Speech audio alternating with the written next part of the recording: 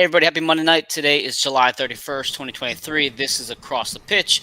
I am Mike Barrera. I'm joined by my two buddies, my two pals, Dave and Jose.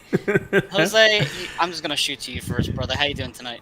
I'm doing great, man. I think I got to see you quite a bit this week. Obviously at Too Wrexham, but then much, too much. even talking, like it's been good. And obviously, I think us as Union fans have a lot to be happy about, and really excited to share. I think been putting overtime into these press conferences, so excited to talk with you guys. Yeah, Jose, you've been killing it lately, working all this extra time. I love it. Dave, I know your season out in England's about to start off with Gillingham. So how are you doing Yeah. tonight? Give me some scoop on what's to come for my new favorite club out there. Come on, go ahead. So, of course, I'm doing well. Big week, not just, for Gillingham, the Union as well. We've got a big round of 32 targets, DC United. They're surprisingly looking at the way looking at the way the draw has panned out, it looks a lot more favourable than I thought it did when I did my brackets. So, again, you don't want to put too much stake into the MLS positions in this because it's knockout football. Anything can happen. But if you just said that the Union's path to the semi-finals, DC United, or the quarterfinals was DC United, and then one of the New York teams at home, you'd have probably snapped everyone's hand off for it. But this weekend, Gillingham plays Stockport, first game of the season, first league game. It's going to be arguably one of our toughest league games of the season to kick off the season. So, a positive result there would be great. So, fingers crossed, looking forward to it all. Listen, Eric's not, pleased with all this possible jinxing you guys are doing. So let's just calm down. No, he's blaming me. He's blaming both of you now. Didn't like my question for Gazdag. This guy, listen to him. Dave, what time is the game on Saturday? It would be 10 a.m. Eastern. I think I can do that. I can wake up at 10 o'clock and then watch some games. Available to watch via iFollow. I think you have to pay like iFollow. I think you have to pay $10 to watch the game, or like a season pass, or whatever. But Jose, yeah, it's available to watch. We're doing it. We're following them all season long. We're gonna. I told you I already downloaded them to my Google Calendar, so as Dave would say, as the schedule changes, it'll show up on my phone. So, yeah. Sounds good. Well, listen, we do have a lot to talk about tonight. The Union are in the round of 32 for Leagues Cup. I know Wayne Rooney had a lot to talk about before our match on Thursday. But before we get there, we had a lot to discuss from last week. So the Union took care of Querétaro on, was that Wednesday, Jose? It was Wednesday. Yeah, already Wednesday. I've lost track of my days at this point. So the Union took care of business. I'll shoot to you first, Jose. What were your thoughts on the final game of our match in the group stage? And then I know we saw each other on Friday as well with Wrexham.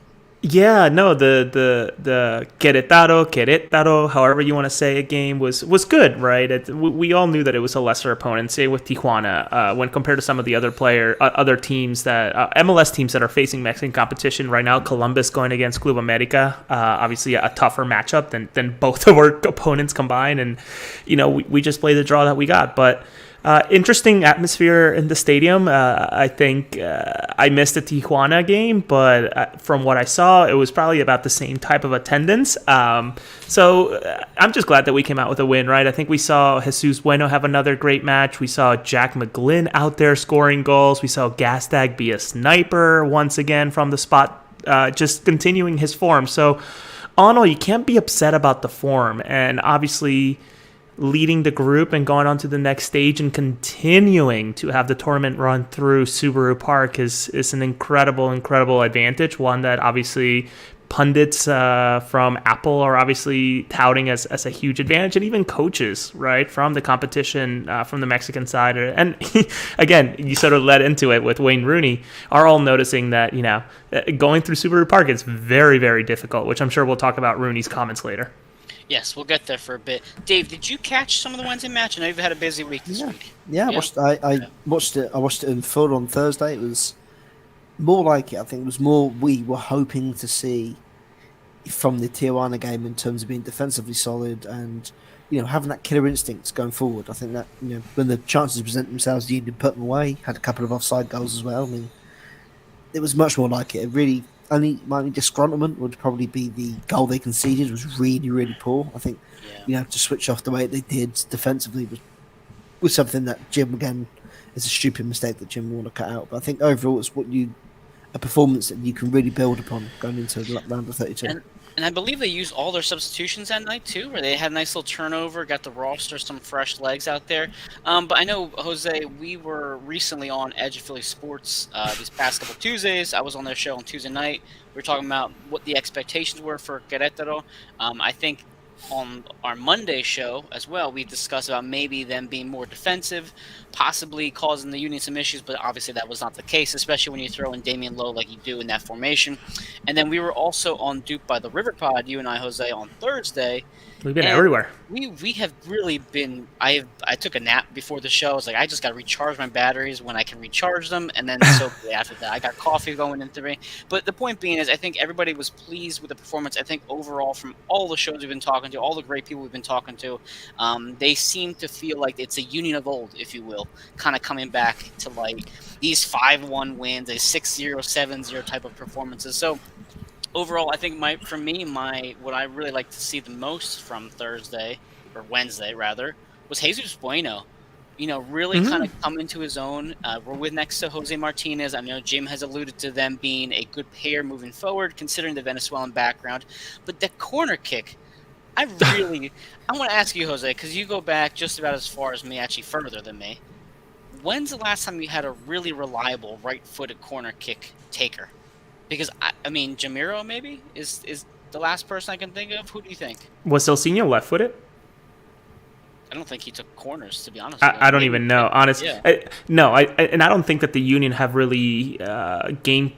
I'm sure they practice them, but I don't know that a strength of the Philadelphia Union in their lifetime so far as a club has ever been set pieces from the corners, right? I don't think we've ever had the weapons that we've had in terms of Glesnes, Damian Lowe, and this game, throw in Nathan Harriel, who got Air Jordan style air in this game, with scoring a great header. So I don't know that there's that much emphasis into it when obviously it's a huge aspect of the game nowadays, especially after the Querétaro coach Mauro was very quick to say, we made mistakes when the ball was stopped, whether it was a free kick, whether it was a penalty kick, or even crosses, right? Corners. We were just punished, and that's what you want to see from the Philadelphia Union, and now they're really expanding the repertoire of ways to score goals. And more importantly, I think it's really it's really fascinating to see those players that are showing up to be able to do all of this, and it's not the players that you probably expected a year or two ago. So it's wonderful to see this evolution of this team, and you can't be too upset, right? Again, we play the draw that we got, and I think it's fair to compare it to last year's run of trouncing teams like DC United, who finished last in the East with a negative 35 goal differential. So yeah, these are the teams that you're supposed to dominate this way. Eric says jokingly, "What corners have been our strongest? Union and corners go together better than oil and water." It's Eric. Maybe you might remember a good right-footed take, because I can't. But either way, I thought the Jesus Bueno corner kick was excellent. Nathan Harriel, though, might have the best hops I've ever seen from a Union player, because that boy can just jump, man. But yeah, I actually asked. Crazy hops. Yeah, I asked him about it after the game. He said, I just honestly jumped and closed my eyes. I was like, well, that doesn't sound like great technique, but hey, it worked for you, right? All he did was just deflected towards net, and that's ultimately all you need in some of these situations, especially when the ball is as good as it was. Yeah, and he's still so young. He's just going to get a little stronger as he gets a little older. So it's kind of scary to think if his vertical can grow even more than that. Dave, any last thoughts, though, on either the corner kick or any particular player from Wednesday's match you think really stood out to you? Just in addition to the corner kicks and set pieces, it was interesting to see, the team actually experimenting with different set piece takers, as opposed to, Kai Wagner taking every single set piece all over the field, no matter where it is. I think perhaps Jim's noticed that the efficiency hasn't been there. The deliveries perhaps haven't been as good this year as they were in years past. I mean, I think Kai's gone from double-digit assists to, I think 1 or 2, maybe 1 in MLS play this year, I think. Or, it's... Again, perhaps the standards he set last year were extremely high, but I think even then, just to go from the amount of assists you got to barely even creating a chance, let alone a half chance, from any set piece, I think it's time you should perhaps be giving Jack McGlynn some of these opportunities as well, with the way that, he can strike, he can play past the ball, and perhaps, I don't know, I just think it's But yeah, I just think it's interesting to see that that perhaps Jim's now experimenting, looking at what other players can produce. Because I think Bueno took a fair few free kicks as well on that right hand side Yeah. and putting balls in the box. So it's exciting. It's exciting to see the team, Jim experimenting and trying to actually move away from what has been his tried and trusted for the last 2.5 years. Eric says the best Union corner taker is a player to be named later. So I'm sure he'll be a great player eventually, which is sure. There's not really been a whole lot of history with that. But in terms of, as you mentioned, Dave, the growth of Bueno and just developing these players, we've kind of hinted at the League's Cup being almost a negative. Maybe it's too much soccer. Maybe these guys are going to just be focused on this rather than, trying to move up the MLS table, etc. But I feel like this has been the perfect time for us to kind of get experimental and try these new things. And we've allowed players like Bueno or McGlynn to kind of get those extra minutes to really just keep working on their game. And I think we're seeing that maybe if we do advance to the League's Cup, when we time to get back to the MLS playoff push, we're just firing on all cylinders. Our players have earned more minutes, and it'll benefit us pretty greatly. Because right now, Jose, to your point, the Union are pretty set up for a nice comfortable ride at home as long as they take care of business. As long as they don't meet LAFC right in the final, which if you look at the other side of the table, and maybe this is looking even further ahead into our conversation tonight, the West is going to just devour itself, right? There's so many big games coming up this week and, into the later in the week with the next round of matches that, you can't be too upset about the way that the draw has played out for us. But I think in a dream scenario, I think we would all sort of cross our fingers to continue on the competition and potentially even have another meetup with Querétaro down the line. So that's a possibility, and I don't think we'd be too upset about it. No, not at all. I'm sure they would not be pleased, but I think I'll take that any day of the week. Now, besides the Union news, I know the Philadelphia 2 were also, very popular this week because Wrexham came to town. Now, Dave, I know you'll be seeing Wrexham a couple times this season because they are playing Gillingham in was League Two now, right? Yeah. So I'm curious to know what your thoughts are about all this circus around this team right now. And I don't know if you caught any of the highlights from that match on Friday night, but what are your thoughts on Wrexham coming to Philly? I think it was a strange. It was weird seeing the Union deck out the parking lot and the car park and everything, with like a Wrexham phone zone area for Wrexham fans, which I found really weird to do, selling all this Rob McElhenney and Ryan Reynolds stuff. I found it a bit weird for a home friendly game against your reserve team. Mm-hmm. It's going to happen when you've got big multi-billionaire celebrities, running around this as well, with all the money they've got, all the sponsorship deals and television deals they've given, and streaming deals they've given Wrexham. It's going to be interesting to see. I think I've given my opinion on Wrexham before on the show, and I don't want to, delve too deep into it again. But yeah, it's going to be interesting. Yeah, and it'd be very interesting to see what the media perception is if Wrexham struggle this year. If they, well, not saying they will, but if they were to struggle and they were to be mid-table come mid-April and they've got nothing to play for towards the end of the season, be very interested to see what the media perception of around Wrexham is as the end of the League Two season comes up. Well, right now they're at the all-time high, right? This is the best selling port for the Wrexham at this point. They just got promoted, right? The documentary, the next season's coming out, I'm sure soon. It's going to be the most watched season of XX, whatever, because of how well they did last season. Yeah. But the crowd at that game was like playoff atmosphere type crowd. It was not at all before the rain delay. Before the rain delay, I should say. So it was a Friday night, so I got done work at like 5:00, whatever. I showered, rushed down the highway, and I got to the stadium around maybe 6:40 ish, maybe. Mm-hmm. I was stuck on the bridge. The traffic was just getting to the parking lot was ridiculous, and then once I pulled down towards Lot G, I'm like, this place was packed. It was just really busy. I was like, "Holy crap!" There's and there was a lot of Wrexham fans. But even like in the concourse outside the stadium, leading up to like the media gate and in that orthopedic gate on the right hand side, it was all they had like I think a makeshift pub. This was it was insane, Mike. I don't think that there's and I actually used this word with Marlon LeBlanc, the coach for the Philadelphia Union too, when talking to him after the match in the press conference. But I shouldn't be using this, but it felt like a circus. It truly did. Yeah. This had to be like not even mutually beneficial, because I think it was like that plaza that's usually Widener University, Subaru, Heineken Silver, B101, the radio station. I think they give out like the plastic bags, etc. Some of them were there, but I would say that like 75% of that plaza was all about Wrexham. A throw-in, I guess. I haven't watched the show, so I ignorance maybe is bliss, but I just have no real reason to watch that. I watched enough soccer, or I'm interested enough in just watching the Union, my Manchester City, and up the gills this year.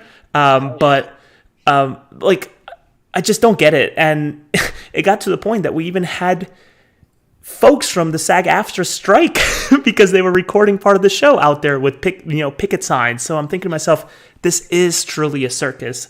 But I am so happy for the kids, right? The Philadelphia Union 2 players who don't get these type of crowds ever were finally able to get a taste of it. And some of them even folded at it. and I can talk a little bit more about that later.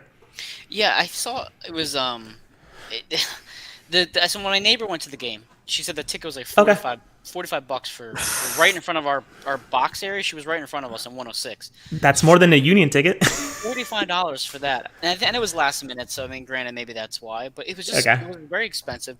I know we also met. Let's see, is Rich Jones from the Mirror. Yep, so, I'm sitting down with him tomorrow to talk about his experience. Okay, you segued into it. So I want to hear what you... Oh, sorry. No, perfect. What do you want to say about that? Because I know that's something that we're both interested in. But what did you think of when you saw him? You're like, wait, where are you from? And actually, that was my exact reaction. And it was prior to you arriving to the again, we're so blessed and fortunate to be credential members. We're provided meals and a comfortable seat that has a roof over it, not air conditioning, but a roof over it. And when I sat down, I saw this one guy sitting there by himself, just looking a little, like looking around, like really taking in the atmosphere. I'm thinking, I've never seen this person. What outlet is he with? And at this point, I think Mike, you and I and others are starting to really get to know one another, and we sort of know who's with who and who's reporting for what. Yep. That when I sat with him, I was like, hey, I'm with AAT Sports here in Philadelphia, et cetera, et cetera. Where are you from? Oh, I'm with the Mirror. The UK. I came from the UK for a 3-month stint out in New York City, so I'm here reporting on it. I'm like, wait, what? You're with the Mirror? And it just sort of continued. The conversation continued to go, and I just was amazed. Like, this is the machine that those two guys have built, and good for them. Good for them in building a machine like this, because it takes a master marketer to come up with something like this. So good on them. You can't hate it. No, you can't. And by the way, it's Rich Jones is his name, at Rich Jones Media for the Mirror. Very nice guy. He said his dad was a Wrexham fan, so he's got some local ties. But again, it was just weird seeing somebody very international coming over just to watch a Union 2 match. And he was saying how great the stadium is to watch a game. And I was thinking to myself, imagine if he came for the Union 2 games that we typically see, or even the Querétaro-Tijuana game that was on Sunday where about 5 people were there. Oh, my goodness, yeah. You would say it's a completely different atmosphere entirely. But again, Rich Jones, again, really great guy from the dinner we had with him, which was a very unexpected surprise for us. Right, so... Be on the lookout for whenever I get around to finally posting that out. It'll probably be 15, 20-minute conversation with him about his experience at Philadelphia, what he thought about it, and I'll even link his article that he put out, his recap over the weekend. Just and this is the beauty of working, or working our hobby as reporting for the Union. It's been a lot of fun to meet people like this, but just. Dave, this is the circus you probably experience over in England with the Gills, and maybe not so much with the Gills, but I'm sure the Premier League, right? The random outlets being probably sent over. I think we've had about 700 different updates already about Paul Mullen, who obviously injured his. I think he had a punctured lung or something. It's maybe under 23s. I mean, I look forward. I mean, we've had a couple of athletic articles about it already, so I'm looking forward to the athletic, covering Tom Grimsby. Tom Bogart's gonna be there. No, it'll be Paul Orstein or whatever the hell his name is. Yeah. I'm looking forward to the Athletic really going deep dive into the recovery of Grimsby Town Centre. Maybe like October, this is the standard they're going for. The hotel owner was at the plaza too. I guess there's a famous hotel in the show or something. I guess it's at the pub, or I can't remember. But yeah. there was somebody there who was given talent credentials to roam around the stadium, and people were posting pictures of him with like, hey, this is the guy who owns the hotel or the pub or whatever, he's famous. I'm like, okay, if you say so. You know what's funny, because like I almost didn't go. I mean, we were talking about this earlier in the week. I was like, I had a crazy busy week, and I was like, I even left at halftime. I was like, I got plans. I have things to do tonight. But I was like, you know what, like, when else are you gonna have the opportunity to see Wrexham, for one? And two, just to experience that circus. Because, like, to Dave's point, and this is 100% correct, if they have a down year, the media perception, the public perception will change on them. And maybe if they came around next year after a bad season, they wouldn't have this type of, entourage around them. But after they scored that goal, it didn't feel like I was in Chester. It felt like I was in an away stadium. And it was at Wrexham's, home crowd. It was very loud. And they even had the Welsh national anthem before the game. I mean, they went all out for Mike, let me fill in some more of the gap here, because after you left, I endured the entire evening. I rolled up to my house at around 1:30, 1:45 in the morning. And honestly, I just saw that. Thank you, Derek. For the comic. So, and I want to commend again Marlon LeBlanc and Raffanello for sticking around at midnight to start their press conference. Albeit a 30-minute conference. That's probably longer than what we get with Jim anyways, and with the players. So kudos to them. But come the second half, after the 3-hour rain delay, Mike, you had fans that had sort of gathered together to get away from the rain and from the thunderstorm. Across from the press box, I guess that's, what is that, 120 something, I guess? 126, yeah, and all that, yep. You just hear, Wrexham! And I honestly thought it was the Sons of Ben area, just chanting Wrexham the entire time, or, periodically. And I know some other folks who are part of the Sons of Ben that stuck around for the rain delay and ultimately watched the rest of the game, but I could not believe it, and I was with a family member and some other folks that they brought along, and we were all kind of like, are we at a Union game? Like, what is this all about? So again, it goes to talk about the craze behind this team, and you're right, as soon as there's a bad season, and I can't imagine that they win year after year, though, Dave, you made the argument of, well, they're spending like they're in a different division, maybe they will win, who knows? As soon as they don't win one season, what is going to be the perception of this team, right? It's whether the diehard fans can push them through, or whether fans like Eric's cousin just kind of fade into the back. the Karen soccer moms that are suddenly Wrexham fans. Yeah, no, I mean, listen, it was nice. It was a nice experience. I'm glad I went. The crowd was cool. They even had Wrexham gear inside the Union shop, so it was. I feel like everybody involved was pleased with the outcome. It's really unfortunate the rain delay happened, and it was so long of a rain delay, because it really did lessen the experience for even the players, the kids especially, who deserve that kind of atmosphere. And by the way, can we talk about Delran De Bruyne with Raffanello's beautiful kick to tie that game up at the end? Good for him, because now that's a lot of attention on him. He's already gotten a nice screamer recently as well. But yeah, after the match, I like I mentioned, he stuck around for the press conference, and I asked him about his mentality, right, flip-flopping back and forth between Union 2 and the Union proper, and his response was actually really telling, I think, of his level of maturity and not downplaying the importance of being part of both and how much he appreciates it, because he mentioned, well, and Marlon did the same. Jesus Bueno did it, and now he's doing great. You have Jack McGlynn, who's done plenty of time with the Union too, and he's doing great. Why can't I be the next one who does that, right? I mean, so, what's the argument with Brendan, right? Brendan Aronson was in Bethlehem Steel and in 2017, whatever it was, and now suddenly he's in in the Premier League. Now he's in Bundesliga and all this stuff. So right, and for him, he sort of mentioned it, which is again telling about this Philadelphia mentality and what they're building in terms of they understand that this is part of the process. This is part of the project, right? You, whether are playing Union 1 or proper Union, or Union 2, you are going to be part of the project, and you need to know your role and embrace it. And I think that's really the mentality that Jim's sharing with these guys, and it's here to stay through 2026. It's a very minor league baseball type feel to it. You're going to get called up and you're going to, have your opportunity. So Derek mentions the marketing tool of the American experience and the Leagues Cup. Now, to Derek's point, the Leagues Cup game at Subaru Park was not marketed well at all for Sunday. Nobody knew that Tijuana and Querétaro were playing on Sunday. We knew. As press people. We knew. And I'll get to that in a second. I'm going to bring up Kyle Almany's post right here. Kyle and Jillian were actually on our show last week. So he said, great show, guys. Friday night was fun night. We were chanting the River End. It was the most fun time we had with a small group. A great show. We're listening on the way back from Hershey Park. Oh, great. Kyle and Jillian, I hope you guys had a good time out in Hershey. And Eric says, but it's a great story. You don't understand. Sure, Karen, I'll see you at the stadium again. Never. So, but today, Eric's always the best in these comments. Or the guy with the Bale jersey I posted online. Just, you just got some odd.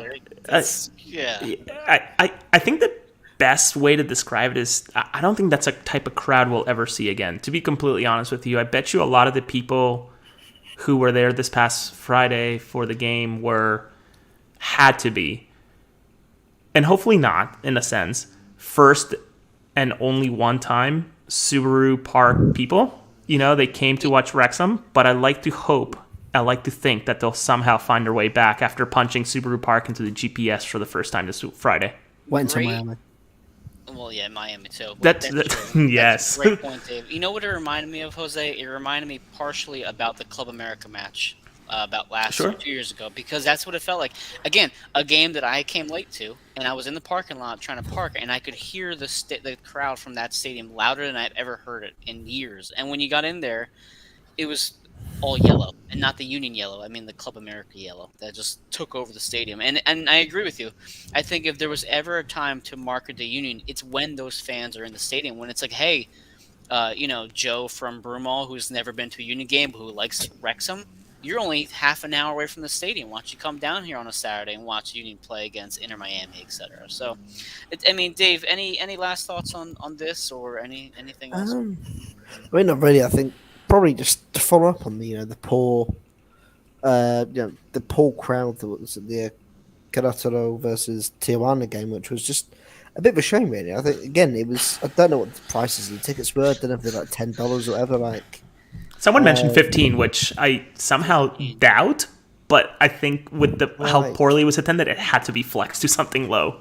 Oh, here, Jillian says there was some people in the River End who was their first time, and they were Wrexham fans. So there you go. Go ahead. Oh. Dave.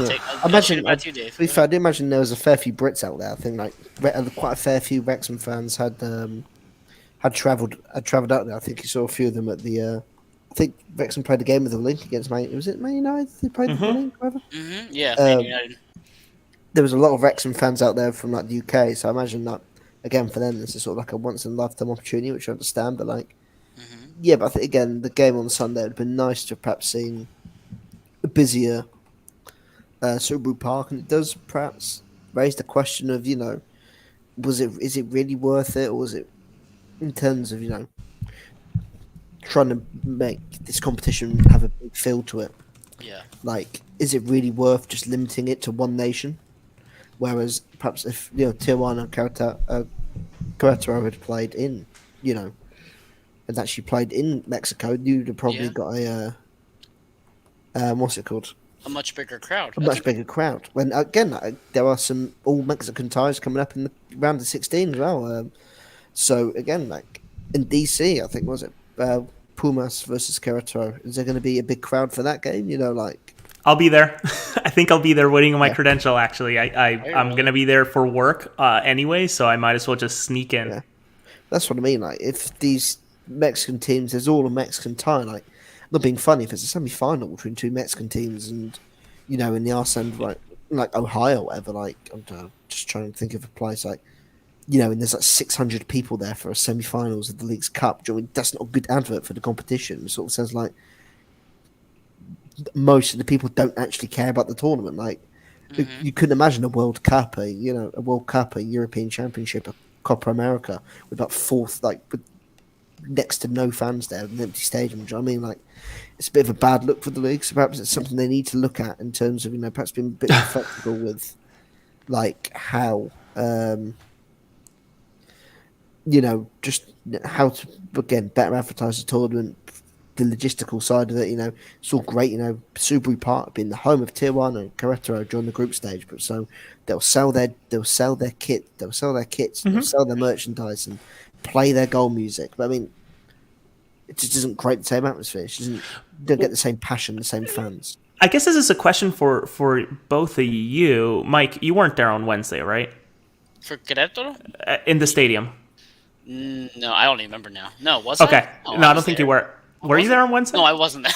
Okay, you weren't there. Yeah, we're all losing track. I mean, I've been back and forth Subaru Park so much this week, and being on these press conferences, getting sound bites. But maybe this is a question for folks. Val, Derek, Eric, Kyle, Jillian, in the stadium, and maybe my adrenaline was too high. I was maybe thinking about questions for the press conference that I wasn't paying attention. I know I jetted out right after the game to go to the bathroom and get back in the press room, but I don't believe there was any advertisement whatsoever on the video boards about a Sunday game, even if it was the two Mexican teams. And to your point, Dave, and I mentioned this on Twitter, why wasn't there some sort of promotion, right? If you already bought a ticket for Wednesday, or if you're a season ticket member, send me an email saying for $10 or $15, come and watch on Sunday as well.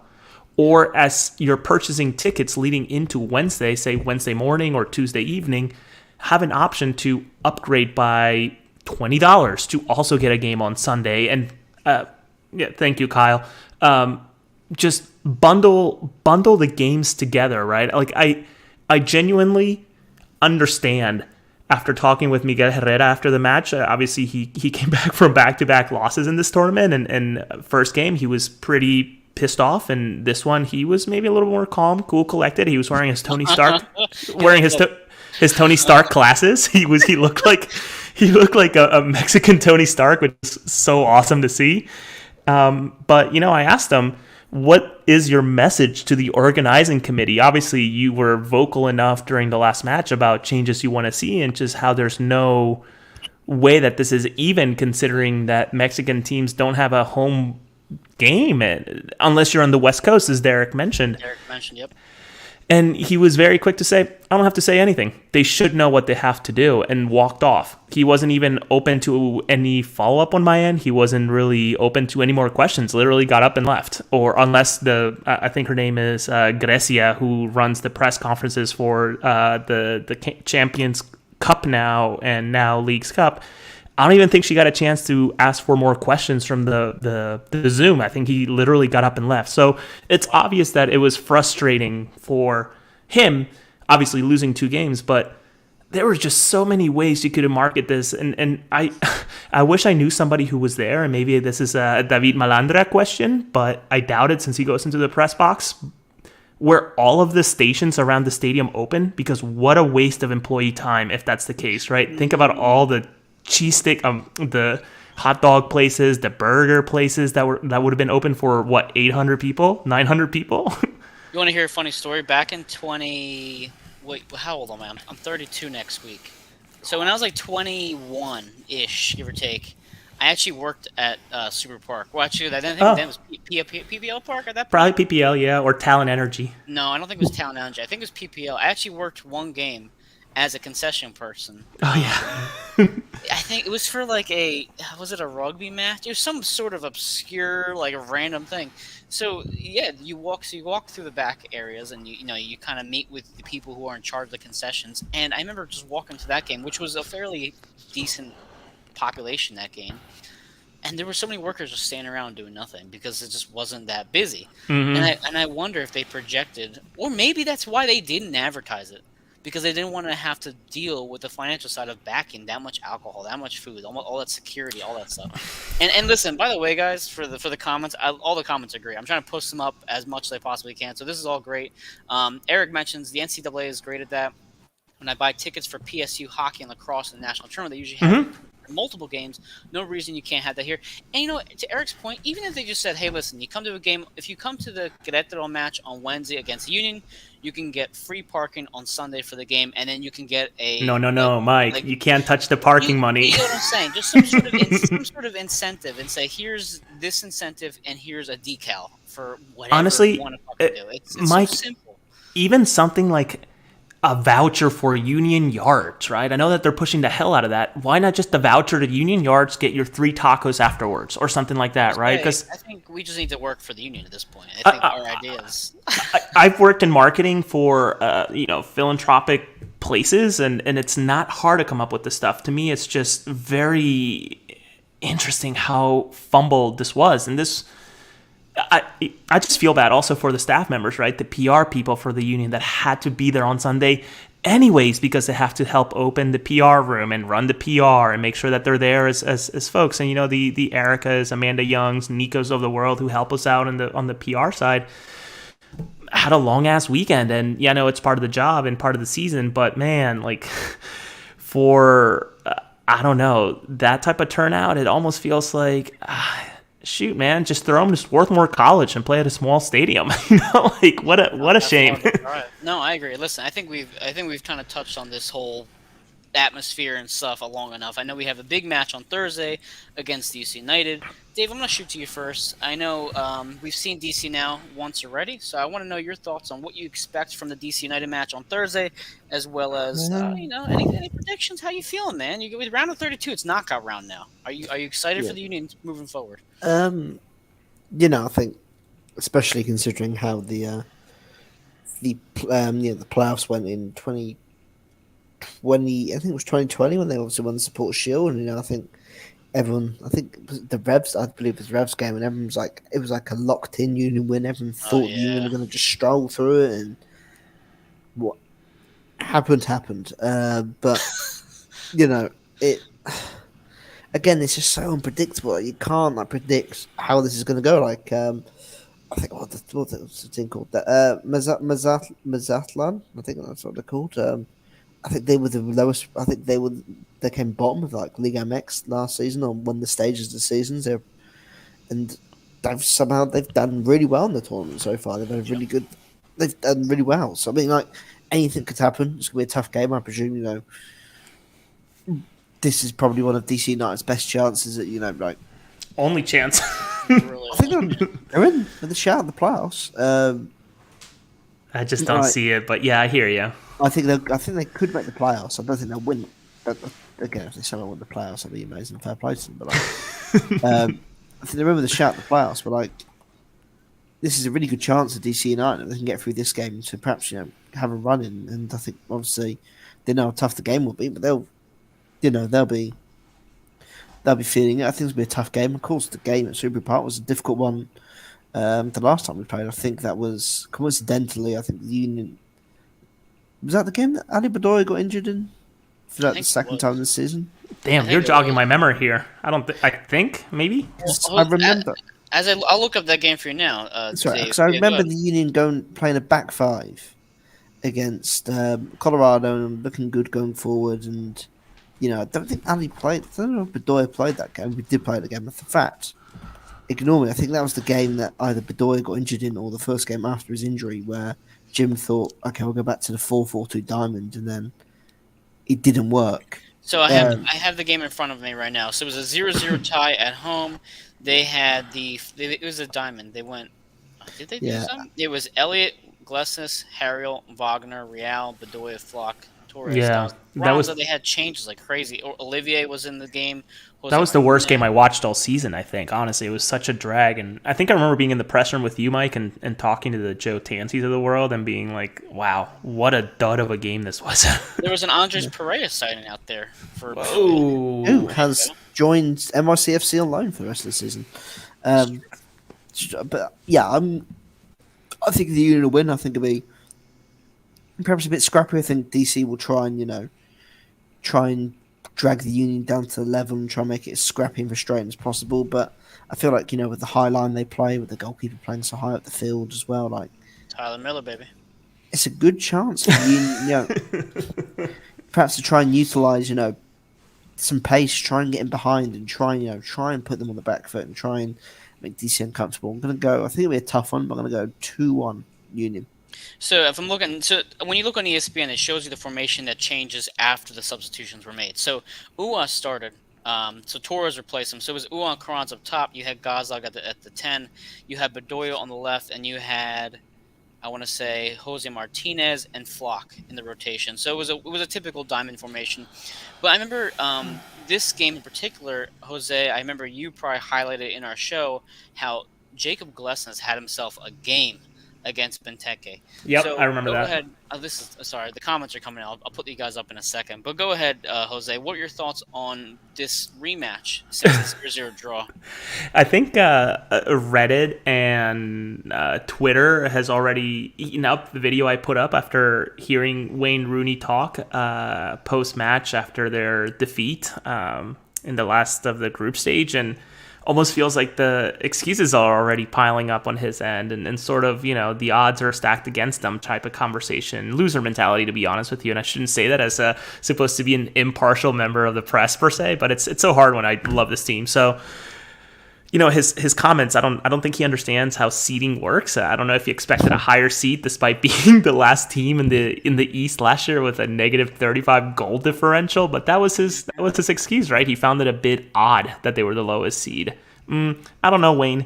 I feel like you should just enjoy collecting the air miles that you'll be collecting this tournament, because there's no reason for you to have a home game. If anything, I find them to be quite fortunate to have hosted the matches that they did out at Audi Field. So it'll be an interesting matchup, and I think one that it truly does feel like this is a different team than the one that played against them earlier in the year, right? You had already mentioned Perea sighting, which obviously he's long gone after collecting, I guess we're halfway through the season, 300K this year, and the other 300K will come from New York City or so. But Martinez is a different player. Jesus Bueno is definitely a different player than he was back then. I don't even think he was touching the field then. Jack McGlynn's confidence has to be through the roof right now after scoring from outside the box. You have Danny Gazdag continuing his streak in the penalty spot and scoring from away from the penalty spot all in one game. I think it just really does feel like a different team altogether, that I really do hope that this is a 2-0. We take care of business and we just look at the next opponent, right? Continue to run through us and let's run this tournament. As I mentioned in our halfway through the season piece, it's 5 games. That's all it takes from here on out. And obviously we have a fantastic streak of winning here. So let's see what happens. So if just to go back to the schedule for those who kind of don't remember, because I forgot entirely. So this was in the middle of May when this happened. This was 2 games after the 3-3 Minnesota penalty kick, Open Cup game. Bonanza. This is right after the 2-1 win against Colorado. This is right before the 3-0 win against New England when Michael Ua had himself, I think was that when he had the crazy game at home against New England? No, actually no. Gazdag had 2 goals. Never mind. So that wasn't the UA match with the black jerseys. But either way, it was in between those matches. And to your point, we didn't have this new powerful formation that Jim Curtin has been touting with 3 in the back. 3, baby. It really is a different team. So I think Eric mentioned in the comments, he's a little nervous, but he thinks it should be an easy game. I just want to see them take care of business at home again in the same manner they did Tijuana and Querétaro. You didn't take those teams lightly. You punished them when you could. Do the same exact thing with DC United. I mean, to Dave, your point, anything can happen in knockout football. You and I talked about the bracket before this game started. Yes, here's a college basketball plug. College basketball, anything can happen. You can have the 16 team, upset a 1 seed. There's no reason why DC United can't do the same exact thing to us. They obviously have proven they can play with us a little bit this year, but again, to Jose, your point, this is not the same Union squad we saw back in May. Thank God, because the team that's playing now is far better. But Jose, go ahead. It feels like Wayne has already, and kind of ballsy of him, considering that he needed a result or needed things to go his way out in DC, but rested for the majority of the last game Christian Benteke. So he should be up and running after getting some rest and being with his family these last couple of days or yesterday. Yeah. But also got to remember, Wayne did already confirm that Russell Canoes will be out, and I hope I'm saying his last name correctly, but he's a big piece of that team. So one player that they'll be missing, but ultimately this is tournament play and anything can happen, and hopefully this is not where we fall apart at Subaru Park.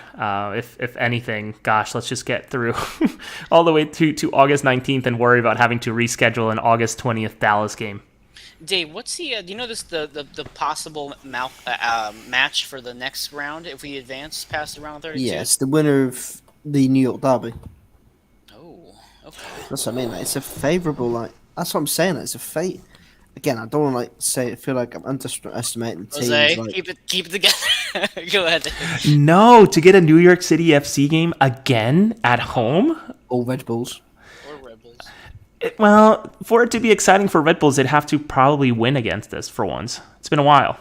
I mean, again, like this isn't the same MRCFC that we've seen over the recent years. Where they've been a very attacking team. They've scored a lot of goals. They've struggled this year, and the same for the Red Bulls. Again, they've had a struggling year. I just think it's and then I think you have the winner of.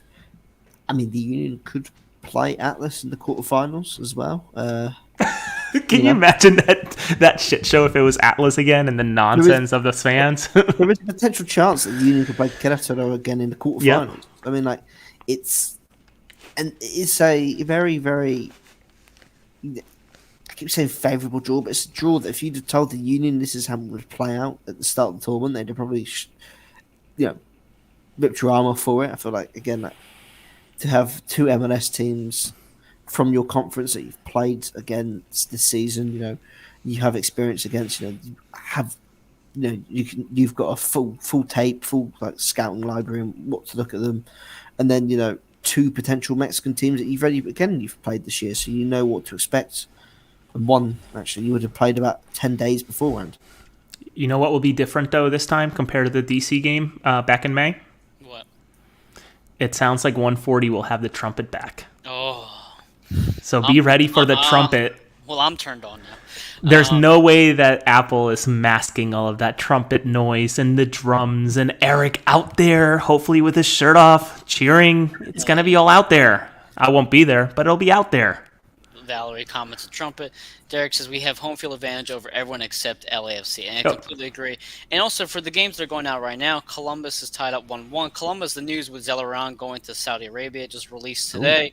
Yeah. Puebla and Chicago are tied 0-0. Well, Toluca and Colorado are in delay, and then we have Guadalajara and Kansas City at 10 p.m. So the group stage is closing up today as we speak. Sorry. And then go ahead, Dave. Yeah, go ahead. Just to go to obviously Derek's comment about LAFC. I mean, I don't know if you guys have seen if they can get past is it Juarez or Juarez? Is it Juarez? Juarez.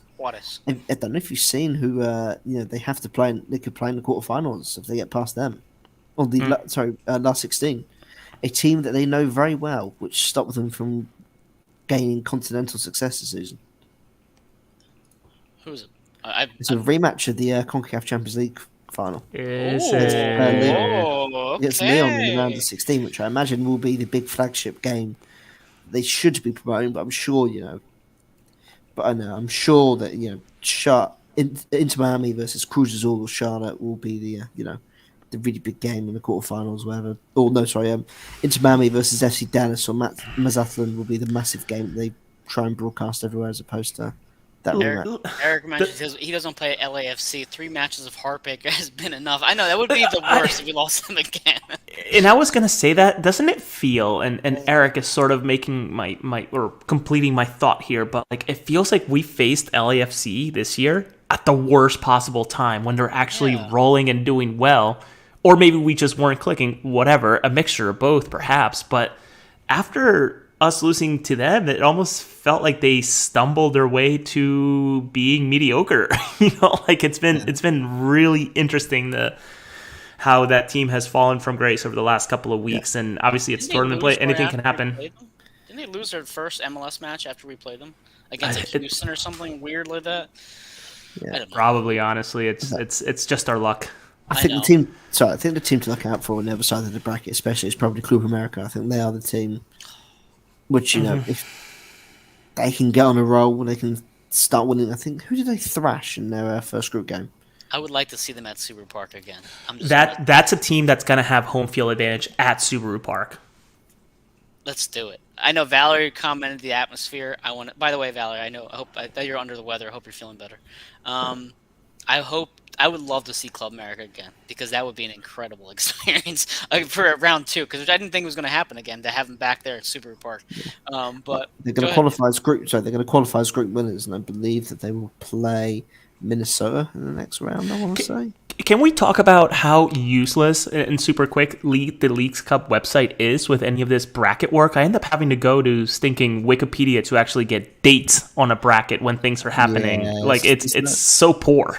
Maybe you and Miguel Herrera need to have a conversation about what needs to be fixed with Leagues Cup. Dude, that guy's gonna write an essay to the organizing committee. Dissertation of the issues of the. The other thing is, why is there no confirmed kickoff time, Jack? I don't understand that. It is games are literally starting like tomorrow, and it's sort of like, well, okay. Dave, even me punching in for press credentials for Thursday, since I'm in town in DC to watch Pumas against Querétaro, which I'm excited to see Mauro again. I hopefully he recognizes my big old ugly mug. You again. Yeah, he'll be like, you son of a gun. No kickoff time. I'm assuming 8:00. My guess is that Apple will go ahead and put, what is it, Eastern time. They'll put 2 games tomorrow, Eastern time, and then, 2 games Eastern time, 2 games Western time, and then go on from, I don't know. It's shocking, right? Just a mess. It's almost That's what I mean. Like you need help organizing. But go ahead, Dave. Yeah. So penalty for Columbus. You'd think that, having had 2 years to really prepare for this, having the little trial run last year, you think everything will be in place. In fact, even COVID, they even had COVID to prepare for this. And it's just an absolute shambles. And again, I don't know if it's the same organisation that somewhat sets up the CONCACAF Champions League or will help set up the CONCACAF Champions Cup. But this is the way that things are being set up and organised. I'm not looking forward to, the presentation of the new CONCACAF Champions Cup with the extended teams and the extended tournament next season. It's going to could be a shambles. It's going to be a lot of Tijuana Querétaro matches with very, very few people attending, unfortunately, if they have to do that. Yeah. Sorry, guys, we're going to do the entire tournament in the USA and Canada. So good luck, El Salvador, and all the other teams across Central America getting into. I mean, it would shock me, but I'm not going to complain as a Union fan. I'll take it for what it is. We can only play the hand we're given, which I know a lot of people are probably upset that we have the route that we do. But the CCL was the same way. We had a good route to get there, but at the same time, to take Rooney's quote that you put out, Jose, we played well last year. We should have the advantage this year because that's how it should work. It's apparently not to Wayne. He doesn't understand seeding, man. To me, it was when I was sitting there listening to this, and I mentioned it also on Twitter. I cursed the man. I don't know who it was, and I wouldn't rat him out, but asking about Chelsea's transfer strategy, Man United this year, and something or another during a press conference for Leagues Cup was kind of mind-boggling to me. But nonetheless, while I was listening to Wayne, I thought to myself, does this guy know what he's saying? Are we in the same atmosphere? Under the same sun? What's going on here? He was just all over the place. But it is what it is. Listen, I think we're going to have a great match. I think it's going to be a great atmosphere. I'm sad to miss it. Mike, I think you're going to miss it as well. Yeah, so we'll have to think about coverage for that match. I'm not sure if you'll be able to watch it. I think, and I hope I'll be credentialed and out in Audi Field. So it'll be invalid. Interesting point. I wonder if the agreement is that all of it happens in America this year, next year, all of it happens in Mexico or Mexico. Who knows? Mexico. Listen, I'll take a trip down to Cancun for a little bit, drive around Mexico. You don't gotta tell me twice. All right, guys. I said before the show, 45 minutes. I said 45-minute show. It's a 54-minute show. I'll take it for what it's worth. Go to the sponsors, and we'll have our final thought. Yeah. So we have Statement Games at statementgames.com for a funny way to fantasy sports entertainment. Go and gift cards and prizes. It's free to sign up at statementgames.com. You have the Doan Distillery at Trolley Barn Public Market in Quakertown. Go to doandistillery.com to check out their wide variety of drinks and spirits. You have Vinny's Pizza and Restaurant in Allentown, PA. Discover a new favorite by trying their top pizzas and so much more. Check out their new website at vinnyspizzarestaurant.com. You have Stuffed at the Grills at 6750 Iroquois Trail No. 5 in Allentown, PA, or stuffedthegrills.com for homemade hot and cold sandwiches, salads, appetizers, baked goods, and available for any event. Dave, I know you're hosting a Gillingham opening day party, so there you go. Some of the girls can host it for you. You have across the pitch gear and all the AAT Sports Network gear at aatsportsnetwork.com/shop. Then you have Margot Reed Studio. Hopefully, we can have her back by the time the playoffs come around. It's margotreedstudio.com or Margot Reed Studio on IG. Mike, Go ahead. Let's do this. Yeah. Let's go ahead and text Margot. Say circle August 19th. Oh God. Okay. Circle August 19th because we may want you at Subaru Park. That'd be awesome. Okay, I'm down for that. All right, guys, that was our show. Dave, I'll shoot to you for final thoughts since I know you want to say something. Go ahead. So I'm just like, so presuming Inter Miami, make their way, it could be the Union versus Inter Miami at Subaru Park in the semi-finals of this Cup. So if that is, it could be a very, very big potential shit show, which is interesting to see how everything goes from a media setup there, especially in fan setup with tickets as well. I don't think Mike and I would get in, honestly. I don't. I'm getting in. Well, as fans, I honestly, Inter Miami, whether you saw on the their community, their media, local media, or content creators, I guess maybe it's the better term for us. Everybody had to resubmit because of the interest from abroad, and a lot of content creators that had been with that team from the beginning are no longer accepted into the press, which is a damn shame considering they put up with 3 or 4 years of some of the worst soccer and team management, never mind roster management that we've ever seen in MLS. So it's I hope that the Union's better than that, but we'll see. It's funny because so I have a full season credential pass. I have the pass that shows the Union's logos and stuff. When you get Leagues Cup pass, it's a whole different board. So I can't walk in there with my Union pass and say, "Here, I'm a fully season credential member." Typically, for any game I want, I can just walk into the gate without a problem. But I can't do that with Leagues Cup. So I know from Miami, there's no shot I'm gonna be able to do it unless I have applied beforehand, which sucks because, to your point, Jose, we put our minutes in, our hours in to do that. I know Alex Windley down in Miami might be going through some of that as well. She's one of our friends on Twitter and online. So, Jose, your thought as I choke over here. Go ahead. No, you're good. You're good. I'm excited to see what happens on Thursday. I'm excited to hopefully be able to come back. I think our next match might be August the 6th. I think whether it's true or not, David Malandra on Twitter, Dave Reports, I think it's his name or handle, whatever. He somehow got it from a Leagues Cup official about, if the Union continue to progress, what days it would be. So if you look up his Twitter, he supposedly got that information. I don't know if it's true or not, but hopefully I'm able to make it back up for, what would it be, round of 16 at that point, right? This is round of 32? Yeah. 7th or 8th. There you go. Who knows at this point? And this is the damn shame of this tournament, right? We have no idea when we're trying to plan potentially an extended run. But on our end, I just want to say, and I've said it to you guys, but I want to say it to the rest of the folks who are listening, whether it's live or in recording. It's been amazing to see the outpour of support, whether it's Reddit, watching the videos and liking the videos that I've been putting out, watching our podcast, clicking on our mid-season article that Dave put together. Great piece. It's been awesome. It's been really, really cool to see us sort of embrace this a little bit harder than we have the last couple of weeks, and I think it's sort of starting to gain some traction across social. But just be on the lookout. We talked about Rich Jones from the Mirror, and I think I can confirm that I'll be talking with a sports lawyer. So we'll be asking him about the progress and process of working with teams and working with players, and he had mentioned the dreaded word agent. So I'm excited to ask him some questions and continue to just provide some different content, especially during this weird time that is Leagues Cup. Yes, the person you're referring to is Andrew Wisnowski. I hope Yep. I pronounced that name correctly. He also follows me on TikTok as well. But no, Jose, my final thought would be something similar to that. First off, if you haven't checked out Dave's article, please check it out. It's on aatsportsnetwork.com website. It's basically our grading of the players, who was the most disappointing, who has been the best goal scorer so far, et cetera, et cetera. So check it out. We had a lot of fun writing it, putting our thoughts together. So again, Dave, thank you for putting that together this past weekend. Listen, it's a lot lot of fun. It is very hard hard to schedule all this stuff right now with being a parent, living as far away as you and I do, Jose, from the stadium, about an hour or so. So hopefully the Union can continue to roll. And to Eric's point, no more weekday games. Give me a weekend. Give me something I can go to comfortably, not have to rush out of work. But otherwise, to Jose's point, thank you again, everybody. The comments, they were excellent. I appreciate everybody for rolling through. I'll throw a couple more up here as well. I can't even keep track. It's just so many at this point. So I appreciate Eric, Valerie, Derek, and everybody else who joins in.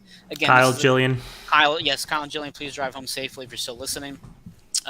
This is Across the Pitch. We are live every Monday night, 8:45 p.m. at the AAT Sports Network. You can follow us on Twitter. The two guys handle above me, Jose R. Nunez 91, also on TikTok now, by the way. Jose, I say just to watch. I told my wife I'm ashamed, but I cannot stand the web view of TikTok. It is not easy. So just to watch. I should be posting my own stuff, but maybe I'll let you do it since you have a following. I'll handle that. And then Dave GFC Miller, follow him both for Twitter, for Union stuff rather, as well as Gillingham as they start off their season this coming weekend. I can't wait to be their number one fan all season long. And again, I'm Mike Barrera, Barrera1323 at Twitter and TikTok as well. Go Union! Happy Monday night, everybody. Go Union, Duke.